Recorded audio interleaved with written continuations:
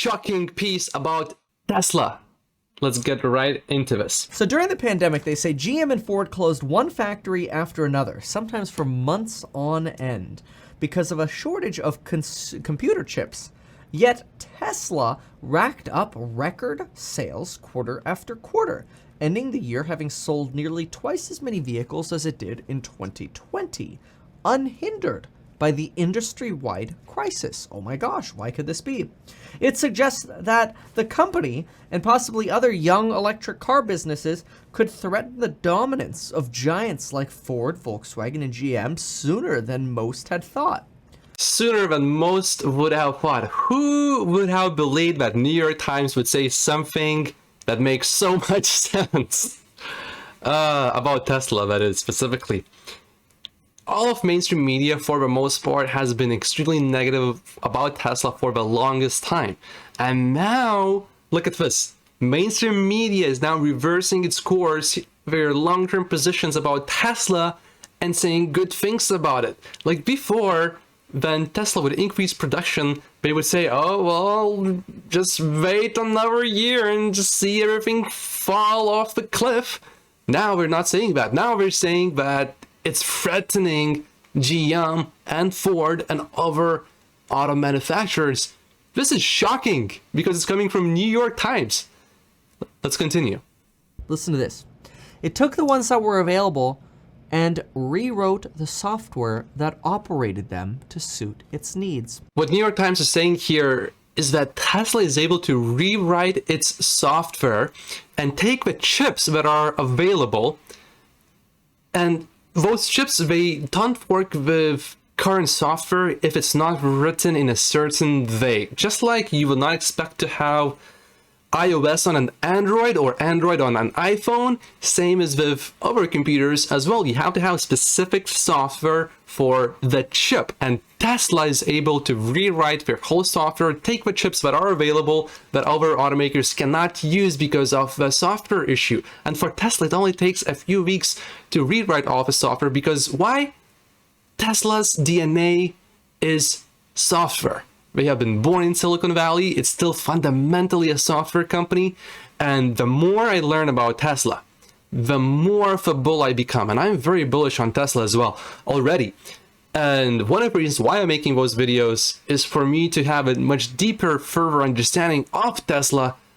And every day, it's hard to find reasons why Tesla will not succeed in an insanely huge way. I really struggled to find any reasons. And I mean, mainstream media is now also reversing its course, saying Tesla is doing great for reasons like the chip shortage is not stopping them. They can navigate that very easily. In many cases, automakers also relied on these suppliers to deal with chip manufacturers. These are third-party manufacturers or third-party kind of outsourcers or coordinators that the legacy automakers relied on.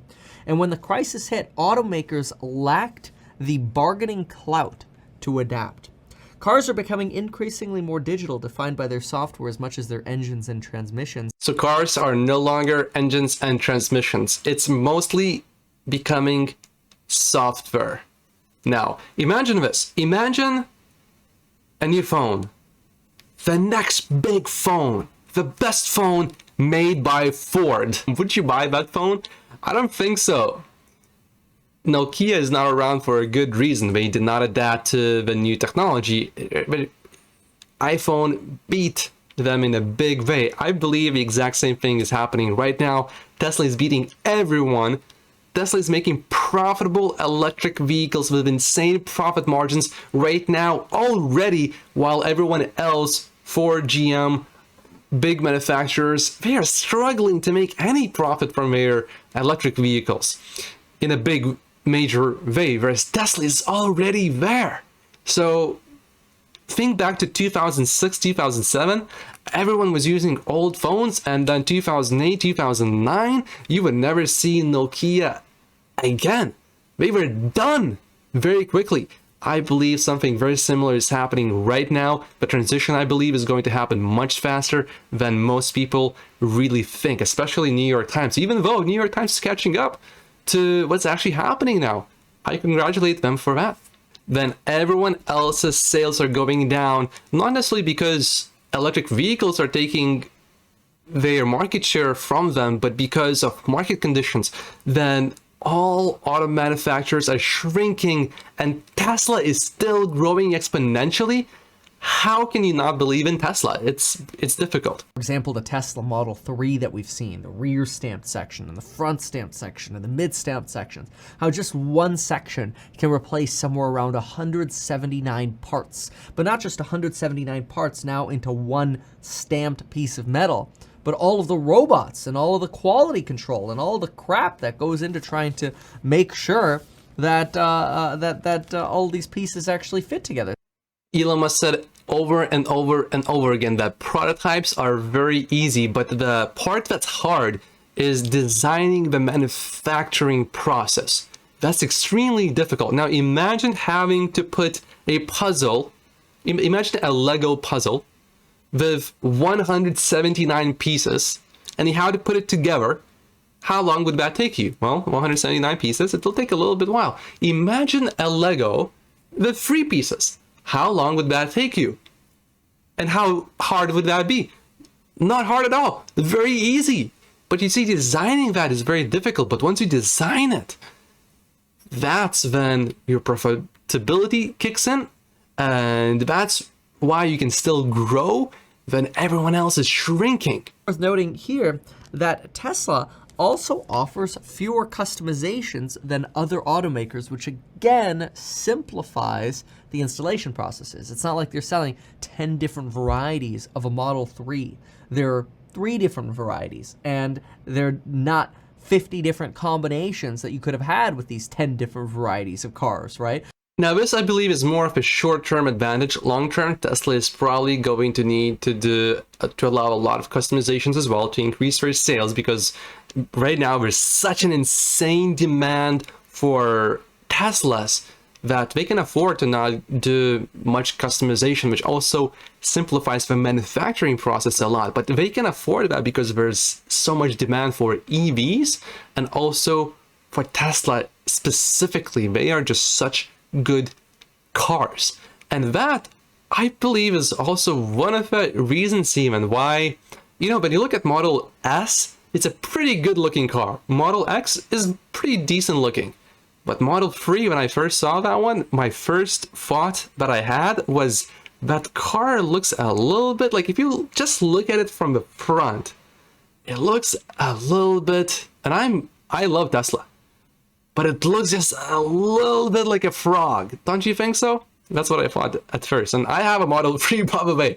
From a certain angle, it looks very good. It looks a little bit like a Porsche, I think, from a certain angle. So, but from a front, yeah, that was a big deterrent for me to get a Model 3 for a long while. And I wanted to get a Model S at first, but then I looked at the price, and then the Model 3, when I got it at that time, Model 3 had much better software, everything was up to date, whereas the Model S was getting outdated. Now they have the updated version.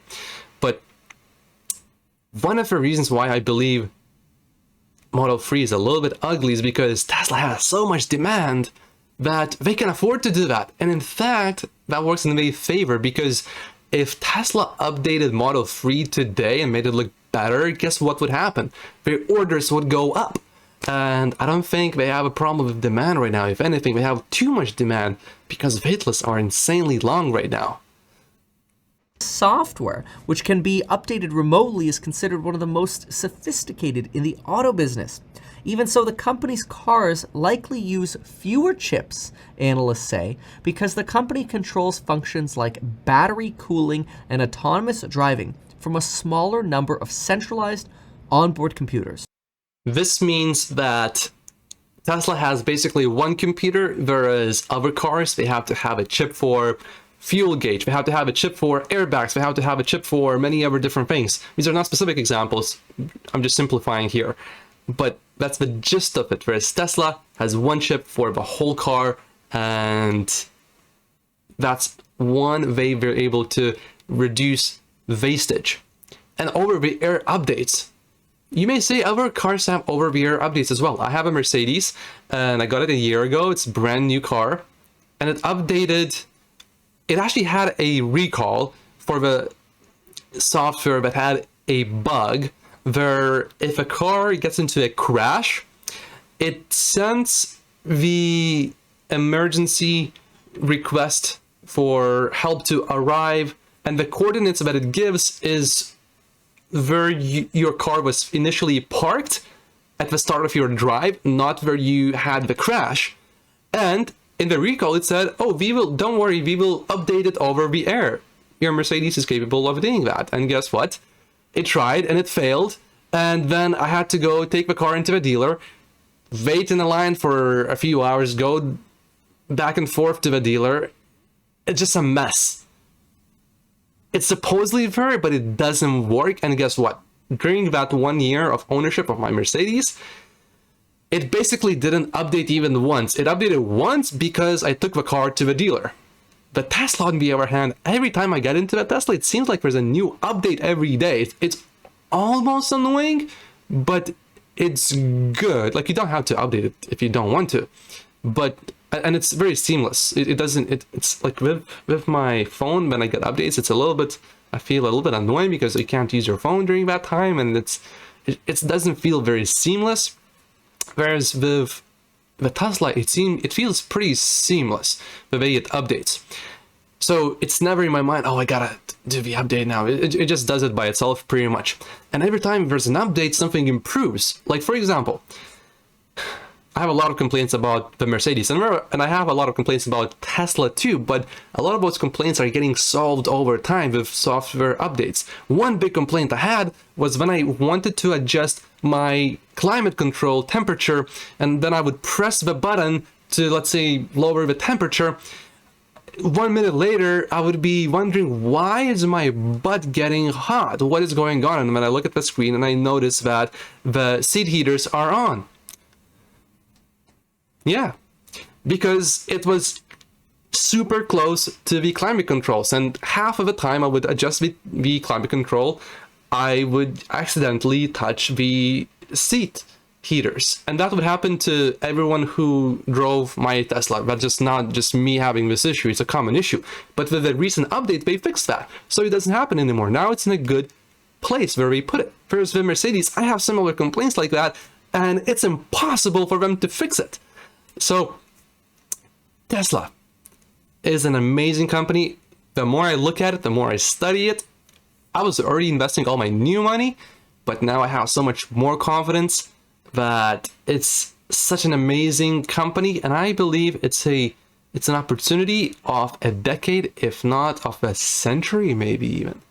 I feel very comfortable putting all my new money into Tesla. Now, I'm not a financial advisor.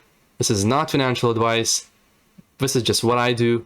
I've done all right before, and this seems to be one of those opportunities that I just, like Ron Barron said, he said, he can't afford to not make billions of dollars by missing Tesla, but if he loses some of that money in Tesla in case it doesn't work for any reason, he's okay with that. But the downside compared to the upside, I think the downside is fairly minimal in relative terms. It's still risky, but the upside is so huge that I feel very comfortable putting all my new money into Tesla stock. My name is Matt Posius. Thank you for watching. See you in the next one. Look on the next video somewhere here. Thank you.